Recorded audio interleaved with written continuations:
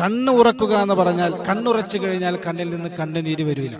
അള്ളാഹുവിനെ ഓർത്തുകൊണ്ട് കരയുന്ന സ്വഭാവം, നരകത്തെ ഓർത്തുകൊണ്ട് കരയുന്ന സ്വഭാവം, മക്കൾ നൽകി, സമ്പത്ത് നൽകി, ആരോഗ്യം നൽകി, ഇങ്ങനെ അള്ളാഹു നൽകിയ അനുഗ്രഹങ്ങൾ ആലോചിച്ചുകൊണ്ട് നമ്മൾ കരയണം.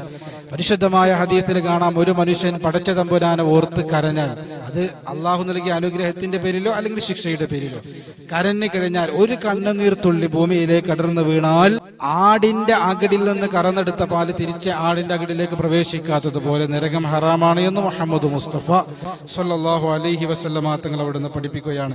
അപ്പോൾ കരയാത്ത സ്വഭാവം, അതായത് ഉറച്ച കണ്ണ് നമുക്കുണ്ടെങ്കിൽ അത് പരാജയത്തിന്റെ അടയാളമാണ്. മക്കയിൽ പോകുമ്പോൾ കരയണം, മദീനയിൽ പോകുമ്പോൾ കരയണം, പരിശുദ്ധമായ റമദാൻ വിട പറയുമ്പോൾ കരയണം, തഹജ്ജുദിന്റെ സമയത്ത് എണീറ്റ് നിന്ന് നമസ്കരിക്കുമ്പോൾ കരയണം.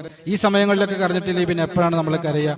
അപ്പൊ കണ്ണ് ഉറക്കുക എന്നുള്ളത് അത് പരാജയത്തിന്റെ അടയാളമാണ് എന്ന് നമ്മുടെ ഉലമാക്കൾ വിശദീകരിക്കുക.